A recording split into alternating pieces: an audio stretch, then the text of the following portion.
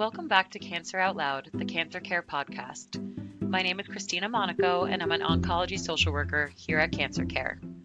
Today, we're joined by Stephen, a teacher and professional in the environmental sphere, who is now over 9 months cancer-free from bladder cancer.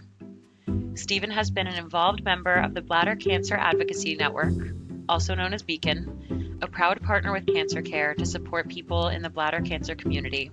Thank you so much for joining us today. Hi, glad to be here. Yeah, so Stephen, can you start by telling us a little bit about yourself and your background? So what were you doing Sure. before you were diagnosed? So before I was diagnosed, I was living in New York. I'm actually from Canada originally. I moved here about 15 years ago to work in my chosen field, which was I have an expertise as a green water treatment professional, and I was working on big projects and small projects that turned sewage and water into clean, reusable water. And it was very intensive work, and I was hindered in my ability to do it by a feeling that something was very wrong in my body. And while I had had some other significant health issues in the couple of years preceding, I kept checking with different doctors to see what was going on. It was around my ability to go through the night without having to urinate constantly. And I understood that, as one ages, in men particularly, this is a thing, but it seemed to become worse. And I began an investigation that was very frustrating because I really wasn't getting the kind of answers that I knew I needed. And I guess that's part of the story. But it all kind of came to a head last fall in November, December, where I was really struggling. So going from working as much as you were, and I know that you were an active person as well, what was that process like for you getting diagnosed? What were some of those, you know, warning signs and the news after seeing those warning signs? Well, the big warning sign, and this is universally understood for bladder cancer, is blood in the urine, and urgency and frequency of having to go, or increased urgency. And I had a very disturbing incident on the first day of a holiday, where I was just peeing blood, and I ended up going to a hospital. It was a rural area. It was a long weekend. It was July 4th weekend. Nobody knew what to do. When I came back to the city, I went to see a urologist who I had been seeing, and he did all kinds of tests, the standard tests, but all he could tell me was that there was an inflammation in my bladder. And, I probably should have escalated it then, but I didn't. I trusted him, and I kept seeing him for almost a year as the situation deteriorated, and he could not detect it. So finally, in the autumn of 24, I went to another urologist closer to where I live, and he also did the same kind of tests and could not diagnose it other than to tell me in late December of 24 that there seemed to be unusual cells, and there seemed to be a lot of red spots, disturbing looking red spots in my bladder, but it wasn't cancer. But he couldn't tell me what it was. And we did all these tests, and he ruled out the possibility of urinary tract infection, which is really the only other possibility. So I've come to realize that not all urologists are created equally, and they're not all adept at some of them deal with different kinds of urology issues, and not all of them are oncology trained.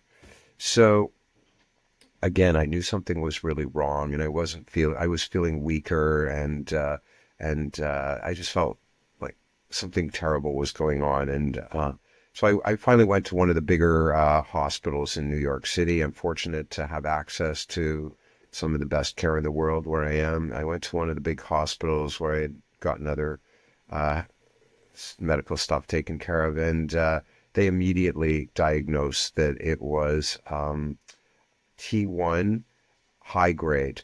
And what that means is, though it's not muscle invasive, which is more serious, it was very high grade and very aggressive. And at that point, really at the beginning of 2024, or the end of 2023, I guess, so I'm getting my years mixed up, but it was the end of 23. So the beginning of 24, once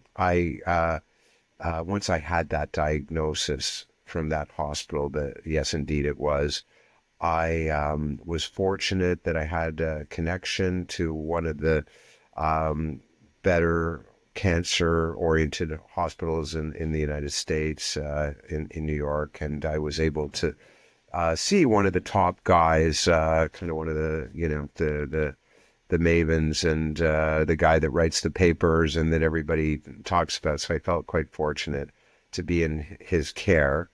And, the rest, from there, it really unfolded very rapidly and shockingly, because I think there was a part of me that, even though I was pushing hard to find out what was going on, I was also kind of in denial. And I didn't want to believe that I really had a serious life-threatening type of cancer. There is a type of treatment that is commonly done for bladder cancer called BCG treatment. It's an intravesical treatment, basically. It's not chemo or radiation, although they do that as well for bladder cancer. But after I had two what are called turbits, which are preliminary explorations, where they're minor surgeries where the doctor goes in and is able to scope around inside your bladder, take pictures, see what's going on, take samples, try and scrape out, in fact, anything that they see that shouldn't be there. And after the first one in January of 24, he said, I got a lot out. They're very small red splotches, but I didn't get it all. So we rescheduled a second one in February, around this time, actually, exactly a year ago. And he called me about 2 days later, which I was surprised, because usually you don't get a personal call from those guys, but he did. And though he was this esteemed top guy, for me, he was warm and personable, and he helped make the journey understandable and clear. So I think my first piece of advice to folks who get a bladder cancer diagnosis is try to get yourself to a facility and a care team that have experience in this area, because it really makes a difference. And it certainly gave me a sense of comfort. But anyway, he called me himself, and he said, listen, the tumors are small, they're microscopic, but they're everywhere, and I couldn't get it out. And he said, we could do BCG treatment, but honestly, my experience, and I've done hundreds, maybe thousands of these, is that there's a 50 to 75% chance that it'll come back. And when it comes back, it'll be much more serious, more aggressive, less treatable. He said, my advice is to go to a radical cystoscopy, where basically they remove your bladder and your prostate and any lymph nodes, and you have a choice of one of three different types of diversions. So, that was really shocking news for me, to realize that it wasn't just nothing. It was pretty serious, and that it was going to have a major consequence, and I was going to have I mean, I could have chosen to go the other route. That was the first of several big decisions I had to make. But, I consulted, and here's my second piece of advice. Talk to as many people in your circle as you can that, have the capacity to make choices and help you. And I had two very close friends who were both doctors, and I had lunch with them a couple of days after that.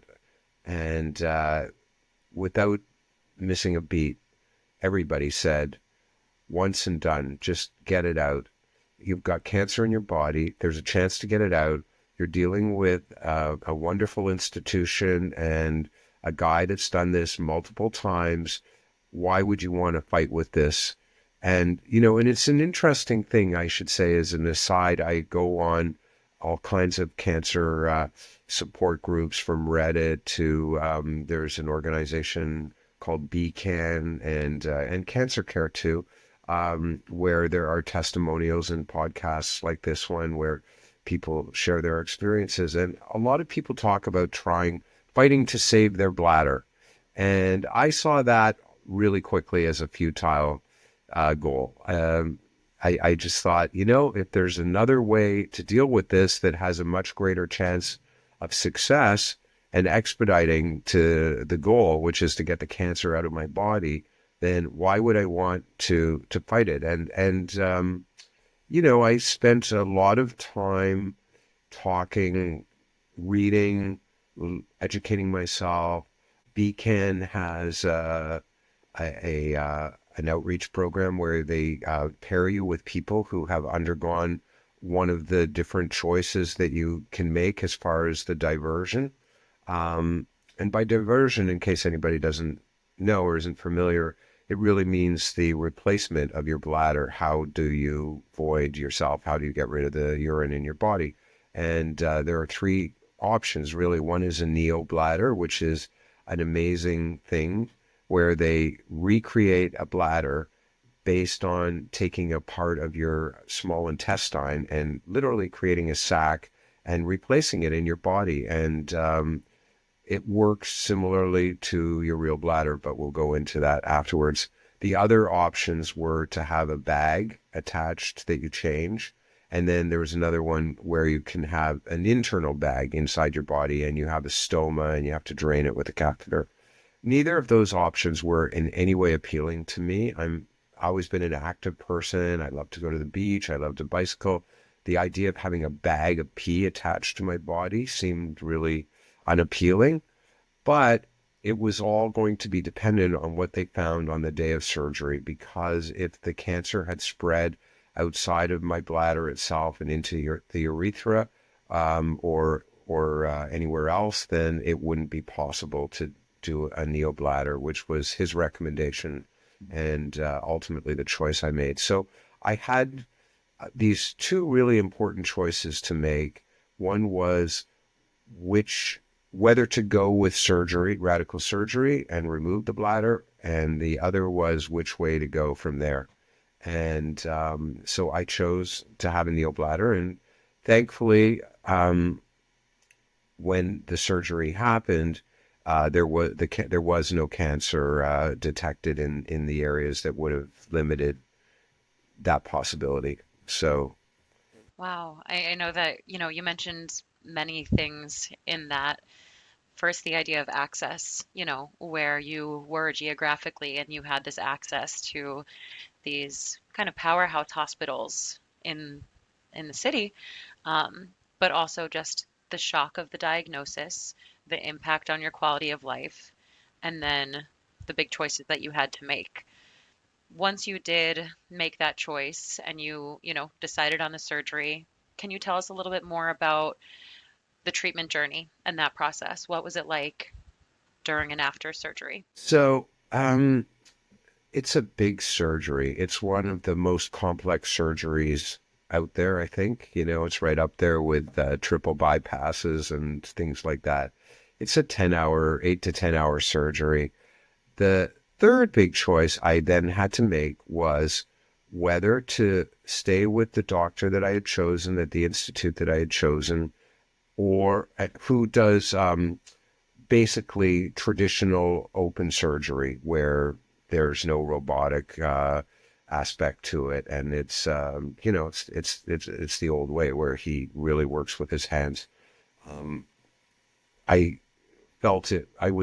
Though I was completely confident with the choice I had made and comfortable with the doctor and wanted to go with his team, who I had by then met at several times and felt very comfortable with. I felt I needed to do the due diligence of having a second opinion and getting exploring every other option.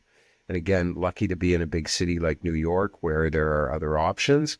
So I was introduced to a top guy um, at another hospital who did the same procedure, but in a very different way. He did it robotically. And it's a shorter surgery. It's an easier recovery. There's a less blood loss and transfusions and other risk of complications. So why would I choose the more arduous path? Because I really felt confident that the doctor at the first institution and that institution and its capability of treating me and looking after me afterwards, because I knew enough by then to know that that became really critical, was more desirable. And should anything go wrong, the recourse would have seemed likely to be better at the hospital, which was dedicated 100% to treating people like me rather than a huge, massive hospital institution. So I felt very comfortable with the three choices that I had made, and went into surgery at the beginning of April. Just a personal aside, I have two aging parents who are 95 and not well, and I didn't want to tell them until the moment of surgery or afterwards, frankly. And I had a daughter who was 9 months pregnant, and I didn't want to upset her. And in fact, the first surgery date they gave me was the day before my daughter was scheduled to give birth. And I thought, I can't do that. I can't do that to my daughter, to my family. I can't make my treatment come ahead of the birth. And so I asked them to postpone it a week, which they did. They always say with cancer, time is of the essence, but I didn't really believe that. I understand what that meant so clearly until after the surgery. And, one of the wonderful things, for better and worse today, is that you can see everything in the patient portal if the hospital is hooked up that way, which most of them are. And so I was able to see the pathology report post-surgery, and what it showed was so shocking that in 3 months from the time that I had gotten the original diagnosis of tiny little red spots to when they took out my bladder, the cancer tumors, which were still everywhere, were now 8 centimeters long. And had I delayed much longer, it was already heading through the bladder wall, and it would have been invasive. It would have affected other organs. My diagnosis and my prognosis would have been very, very different. So it turned out to be fortuitous that I landed where I did when I did, and they were able to do it as expeditiously as they did. So the surgery by all accounts went well. I was in the hospital for about 6 days. I really don't remember very much. I was, they keep you pretty doped up and rightly so. Mm, But I eventually went home, and the other thing I would say is that the hospital part of it is one thing, but the home part is a whole other chapter. And I was very fortunate that I had a partner, my wife, who was able to take time off her work and be the primary caregiver. Though they send nurses to come and do certain tasks and check on you, really, for the first 3 weeks, you have to drain a catheter every 4 hours, day and night. You have to change things. It's complex. It's not pleasant, and it. I often wondered how people who don't have that kind of support system manage, but I was fortunate. I think the support system aspect is big in the family that you're talking about, which I know we'll get to later, having your wife there, and also the medical team. A big part of this was gaining as much knowledge as you can, making that decision based on who can take care of me the best afterwards, potentially when things, might go wrong. And in your story, can you share a little bit about any obstacles that you did come across and when that was, really even more important? Right. And so indeed, you already know the story, but uh, I uh, I was home a couple of weeks, about 4 weeks, and I just wasn't. I started really feeling ill. I started in a way that I hadn't before, that was different from the recovery from the surgery. I started to feel feverish and faint, and I was getting the hot colds and getting shooting pains uh, in the area where my kidneys were and are. They're still there, and and I plan on keeping them. Um, and so I called the hospital. I was in close touch with the care team, and I called the hospital, and they said come in immediately. So I went back down to the hospital, and they diagnosed that I had a UTI. UTIs are very common with neobladders, especially in the early going, because a neobladder is a foreign. It's not. It wasn't. Your intestine isn't designed to be a bladder. And I guess it's the best piece of equipment from your body that they can find where there's excess material that they can do this with. But to break down food, the intestine produces a lot of mucus. And the mucus can, if you don't get all the pee out of your body, it can ferment in there and cause a very serious UTI, which can lead to sepsis, which happened to me twice. I unfortunately I had a very bumpy ride for about 4 months after the surgery. I basically had to return to the hospital. I honestly don't even, at least five, if not six times, with serious UTIs. And one time I really didn't want to believe it was happening. So I just kind of tried to ignore it. And all of a sudden, one morning, a very low grade fever that was being masked by my taking Tylenol spiked to 104.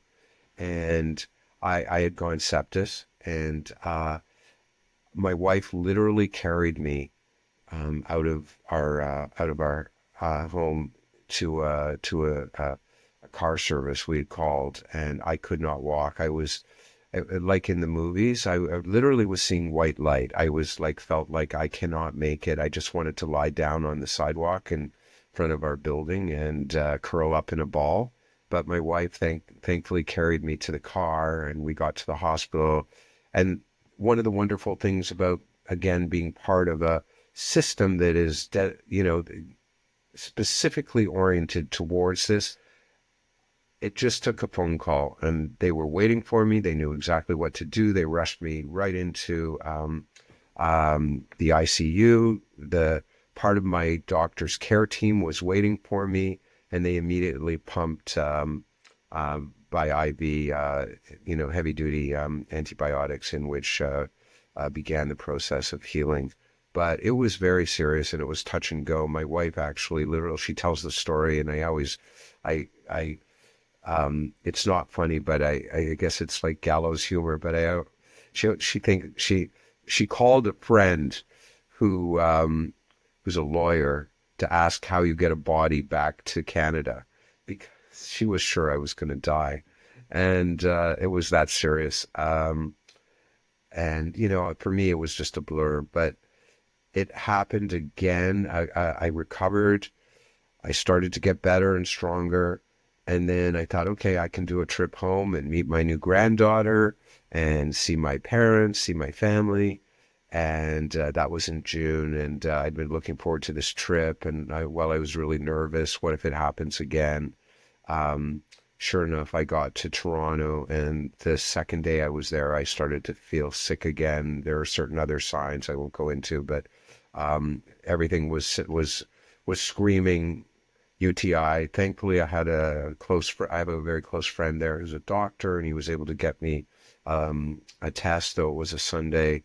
And I called the hospital here, and again, thankfully, because of the nature of the hospital and the nature of the care, I was able to talk to somebody from my doctor's team, though it was a Sunday, and they said, come back, get on the next plane and come back, because I didn't have, well, healthcare in Canada is also great. It's I didn't have insurance, and who knew where it was going to go, and I wanted to be with my care team.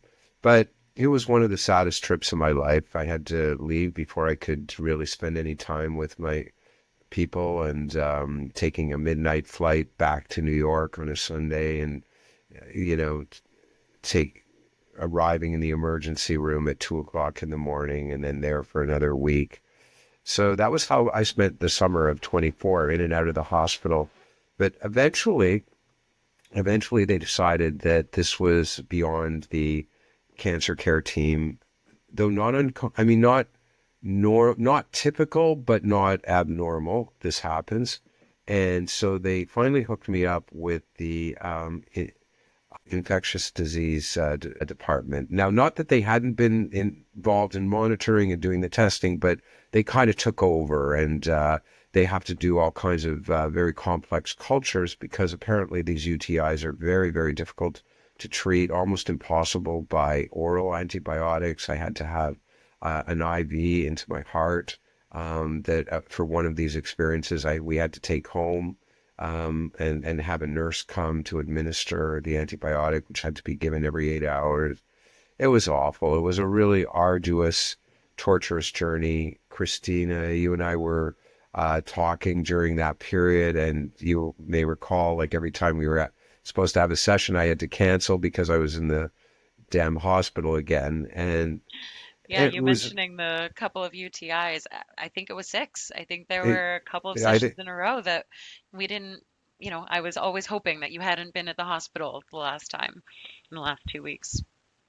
it was really starting to get to me. I am a life affirmative person. I had accepted the inevitability of what was happening. I was, doing everything I could.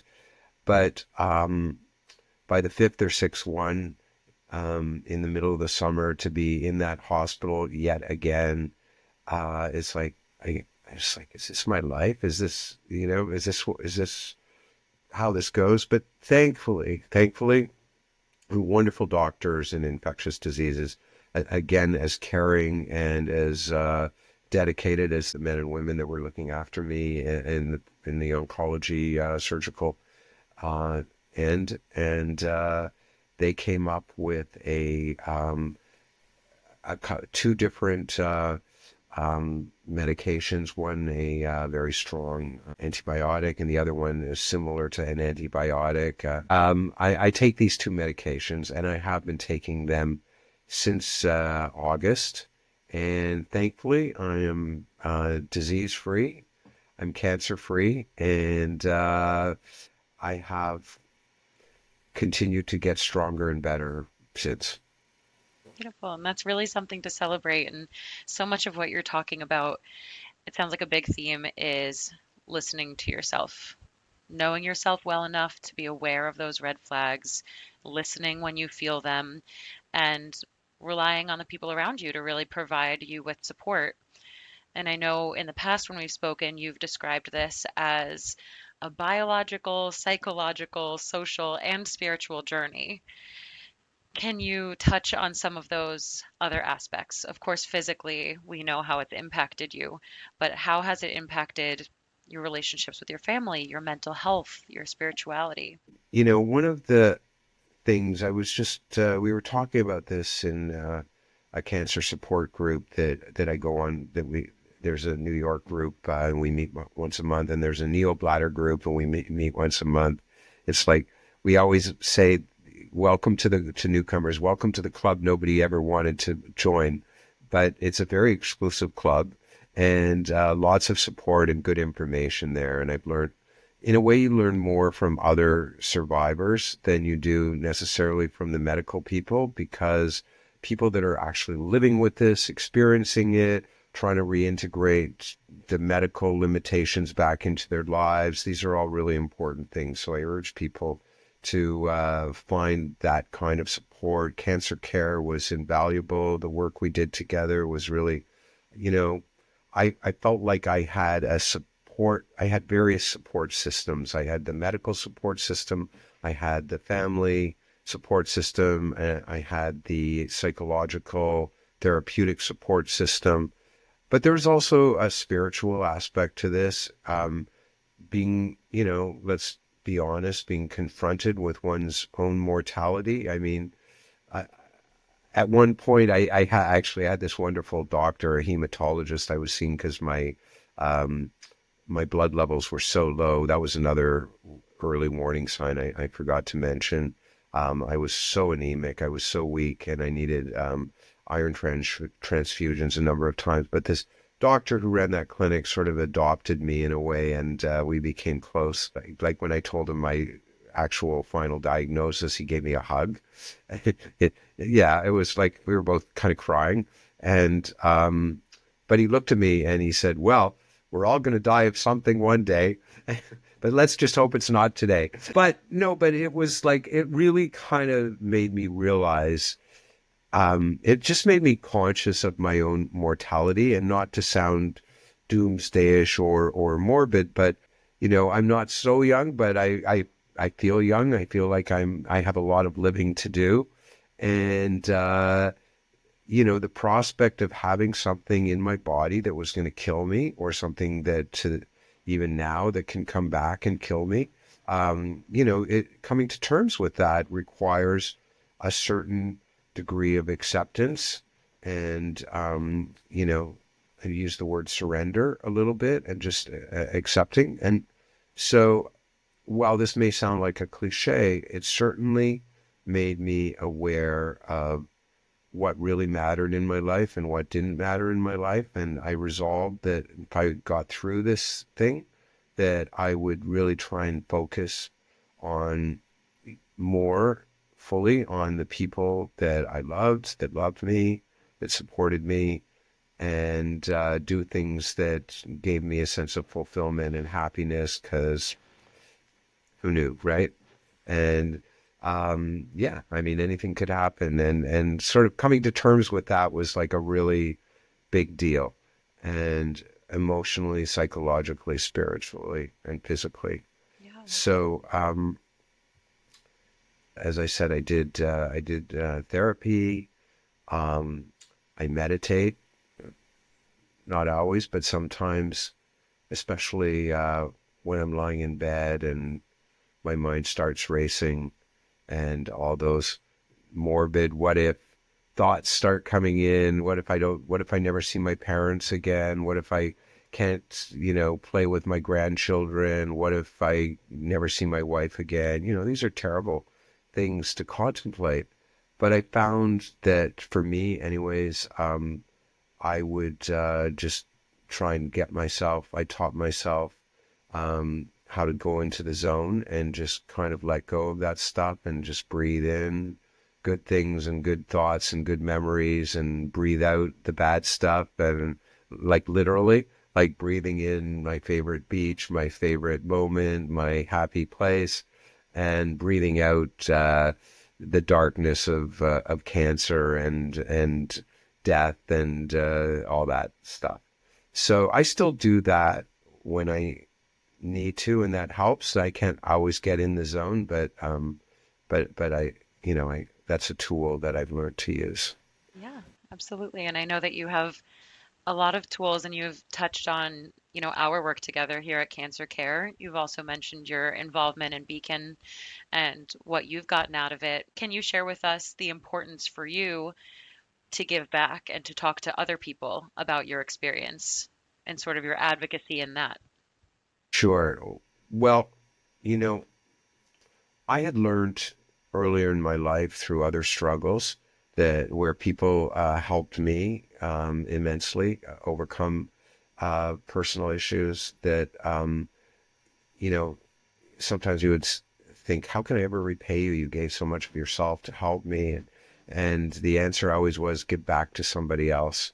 And so I resolved that when I was able to, I would give of myself as much as I could, as it was freely given to me.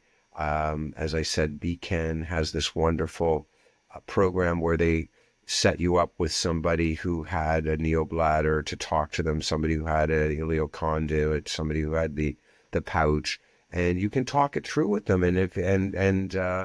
Um, and there were people that were just so giving, and it just inspired me to want to do the same. And so just by doing this broadcast, if anybody hears anything that's useful or helpful in their journey, then that's a beautiful thing. Because listen, it's terrifying, right? And I think I said at the beginning I was pretty much in denial. It's not a big deal. It's going to go away. Okay, they're going to give me this treatment. It'll be a little unpleasant, but I'll get over it. Bump, bump, bump on the road, but off we go. And then it turned out to be way more than that, and way more consequential, and profoundly changed my whole perspective on everything. And so just being there for other people, if that helps them on their, journey is I guess the best thing that I can do to help, to give it, to show my gratitude. And I mean, thank you for doing so. Just by virtue of being here, your vulnerability, I'm sure, is touching so many people. It's touching me just to hear your story, and I'm so grateful. I say it all the time, or I like to think I do, just to be along for the ride. And I know some of the things that you've gone through, particularly with where your cancer was placed in your body, is it brings up so many intimate things. Were there any kind of silent struggles that you feel you went through that are important to kind of bring out in the open? And how was it for you to navigate that? Okay, so let's talk about something that is maybe a little difficult to talk about, but it's important because it's a big part of this. When you lose your bladder and your prostate, it really has for men, it has a very big impact on your sexuality and on your ability to perform sexually. And they tell you going into surgery that they will try and do something called nerve sparing, which means they're, they're taking out organs, and there are nerves that directly affect the penis's response to stimulation. And if they can spare those nerves, then there's a good chance that the way your body responded before will be be okay, or maybe a little bit impacted, but you know still doable. But in my case, afterwards, he said, I did my best, but I couldn't entirely spare the nerves because I had had a hernia operation many years ago, and there was some scar tissue. And, you know, at another time in life, if somebody had told me, well, you're going to lose your ability, or definitely change your ability to perform sexually, that would have been more mortifying than losing an arm, maybe. It would have been distressing. And it was distressing in a way, but I was so glad that I was alive and that I had survived the greater experience, that I felt like that was something I could deal with. But the modern medicine is full of wonderful surprises. And the hospital that I was attending, this is one of the wonderful things about being in the care of a big institution that is devoted to this kind of thing. This is not an uncommon problem. And so they had a sexual health clinic as part of the aftercare, which I attended. And there is a type of medication that you take. It's not pleasant. You have to inject yourself, but it works. And it's not the same. But I'm not the same. And I'm not my 30-year-old self anymore anyway. So this is important to say because it's, while it changed, the connection between us deepened so much that just being able to have intimacy, whether it's, this or that, or, we do it this way or that way, is immaterial. It's the closeness, the connection, the touch, the feel, the love. And, because of how she cared for me, my love naturally deepened and hers as well. And I don't feel like anything is really missing in my life in that sense. I was so worried that, like, how am I going to function in life without being able to have sex? Seemed impossible to imagine. But in fact, it's even better if that's possible because it's about intimacy and love, not about sex per se. So, I was just going to say that I know you started this off by saying that this is a hard topic to talk about, and I think that really does speak to the stigma around sexual health, um, maybe even around men's health in general, and having these open conversations really provides like a seed of hope for a lot of people. And, I know that your goal here is to provide education, awareness, and hope to the listeners who might be going through something similar. Um, on that note, it sounds like you got a lot of hope through your cancer journey as well. How has the diagnosis and everything that you've been through, how has that altered your life? How has that led to your personal growth? so I described earlier the kind of work that I was doing. I've also always been a creative person. I'm an artist. I'm a photographer.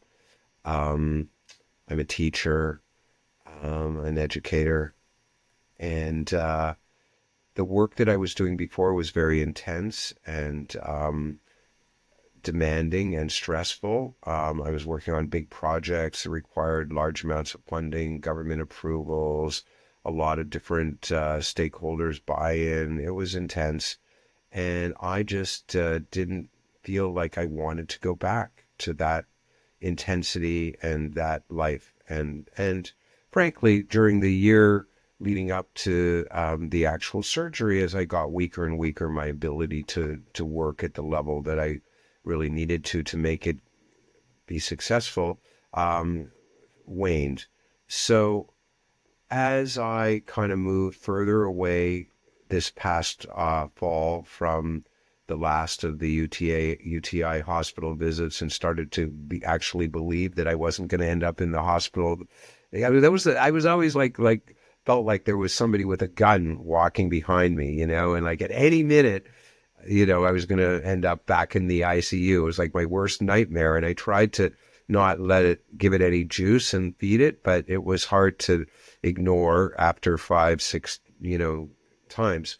But, and a lot of people gave me advice. Some therapeutic advice was just take it easy, feel your way, see how you feel, don't make any rush to judgment, and that all was fine. But at a certain point, I've always been an active person. And for me, part of recovery meant getting back out in the world, like lying around the house, reading and, playing with pictures and things, and with the other things that I did during that period. I mean, it was important to take some me time and just let the dust settle in recovery. But I really wanted to get back out into the world.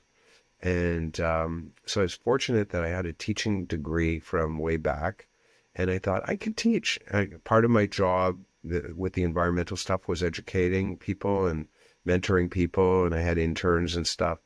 And I thought, this is something I can do. So I managed to get certified and accredited with New York City Board of Education and some other private institutions. And I started doing occasional teaching and doing special programs. Um, and, sometimes it's challenging. Dealing with teenagers can be rough. especially and sometimes it's funny. Sometimes they send me to some of the most exclusive, wealthiest private schools in the entire world, and where the children are, come from the wealthiest families, and it's like you're in a palace of education. And other times they send me to the deepest, darkest inner city schools, and you know, to me that feels part of also giving back something. While maybe those kids, uh, I'm just the substitute teacher that day, but I feel like I'm doing something for me, doing something in the world, re-engaging, and it's made me feel more whole, and it made me feel like I'm not just a cancer. I don't want to be a victim. I never wanted to have the stigma of how I cancer. Even at the beginning, I didn't even tell anybody except the very close circle that I mentioned. Um, I didn't want to be defined that way, and I didn't want afterwards to be defined that way. I wanted people to see me, however, if they saw me as an asshole, okay, or they saw me as a, worthy, stand-up person, then, great. But I didn't want it to be about cancer. And so doing that, going back to work, it's opened my eyes, and now I feel like there's all kinds of possibilities. For the next school year, I'm going to see about teaching specific environmental courses where I have a unique expertise at different colleges and universities, and running. I'm working on preparing a proposed program that I can teach, and I want to spend whatever time I have left. I want hopefully a long time, but I want to do things that make me feel good, and that if they enrich others around me, then all the better. So, my dream is to be able to travel the world and take pictures and publish my work, and teach and travel and enjoy my family and my grandchildren, and, just simple things. And, I feel like I got another chance. I know that had this cancer not been diagnosed, when it was, where it was, and how it was, I'd probably be dead.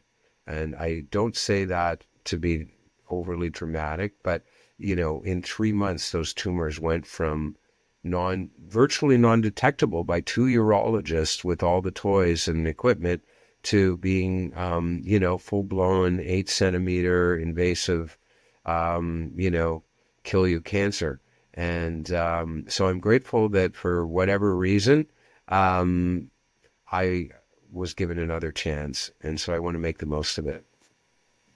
Yeah, absolutely. And Stephen, I wish that we had 3 more hours together. I think we should ask Sarah if we could have like multiple parts to this podcast. We'll have I, like a series. yeah, I know that identity is something that you just touched on and we didn't really get to talk about in this time, but that idea of, what do I want to be known for? Who do I want to be known as? Now that you are in kind of like this second chapter, this 9+ months post cancer, who do you want to be known as? How do you want to be identified? That's a very good question, actually. I don't know. I want to be thought of well as there's a Yiddish word I love, mensch, which means somebody who does the right thing, somebody who's a good person. I want to be a mensch. I want to be a mensch to my children, to my grandchildren, to people in the world who I touch, to people on this journey also. If anything of my experience can help somebody else get through this, that I want to be known as somebody who gave back. Well, you're definitely on the right track if you're not already there. And I know that, with all this, we've spoken a lot about your values and your priorities and kind of how your whole lifestyle has changed.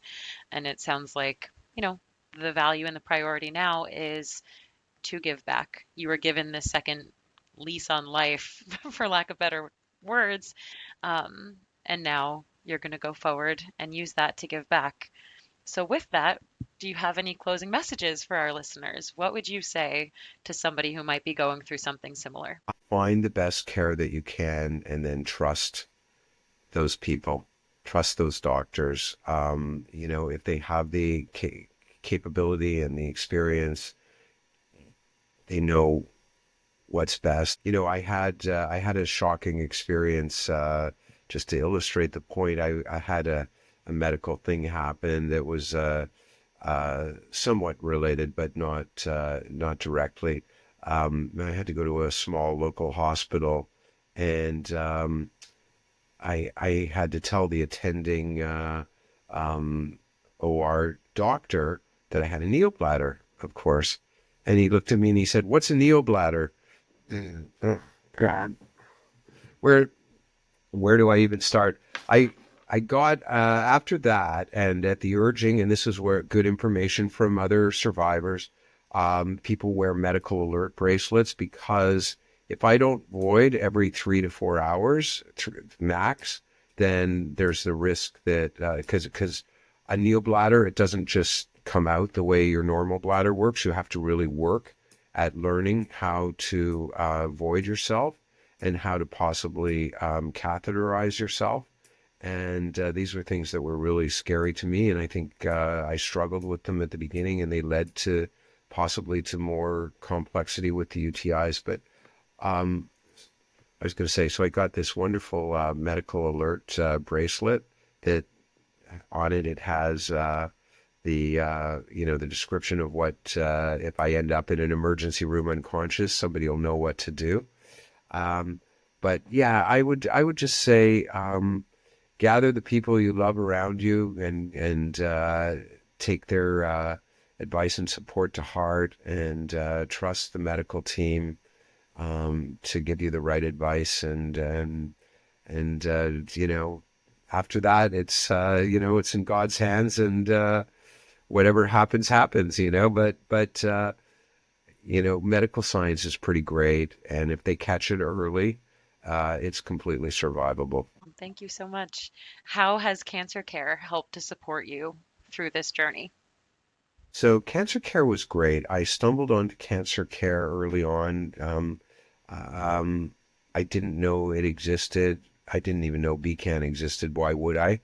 Not things that you look for if you don't have cancer, but I did find cancer care, and it became a really important tool in my chest, in my war chest. There were two things that cancer care did. One was individual therapy sessions that you and I did on pretty much a weekly basis. Was it a weekly basis or every couple of Bi-weekly, weeks? every other week. By every other week. I see. I don't even remember, but it was constant, and it really helped me a lot because I had somebody to talk to that understood, that was empathetic, but wasn't family. I didn't have to be afraid that I would freak you out if I told you something, scary or difficult. And I don't know what the other therapists are like, but if they're, I felt you had tremendous compassion and care, and that was really, really helpful. And cancer care also had a group of men that I joined who they didn't all have bladder cancer. There were different cancers, but we also met once every 2 weeks and I renewed that for a second round. And that was also really valuable, just to talk to other people who were like there was this one guy in the group. He was 40 years old, and he had a wife and 4 kids, and he had way more serious cancer than I did. And it was, unclear whether he would survive, but just being, it made it real. And I don't know, somehow being able to share those experiences and talk with a facilitator, that made it really helpful as well. It made it real for me in a scary but important way. And so for that reason, I found the support I got at Cancer Care really useful, helpful part of my particular journey. Great. Wonderful. I'm so glad that we could provide support. And for the listeners, Cancer Care and Beacon work together to support people with bladder cancer. And our toll-free line is an additional line of support and can help connect you to our services, educational materials, and just a wealth of knowledge. So thank you so much, Stephen, for being on. Do you have any final words, any final thoughts? The only thing I could say is to people, to anybody that might be listening, cliche as it may be, but make it count. Live your life to the fullest that you possibly can, because one day you might find that you're in a similar place and that you have something in your body that could kill you. And what if I hadn't had a chance to spend time again with the people I love? I'm grateful that I did, and so I value that more than anything else. Thank you so much, Stephen.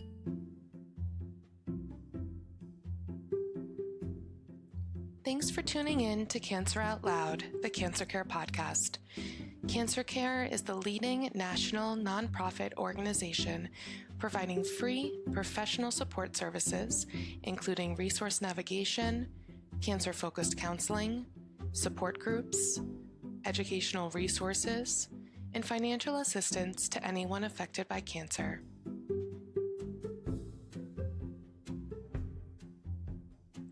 You can visit us online at cancercare.org or call our toll-free Hope line at 800-813-HOPE. That's 800-813-4673 to speak with a master's prepared oncology social worker.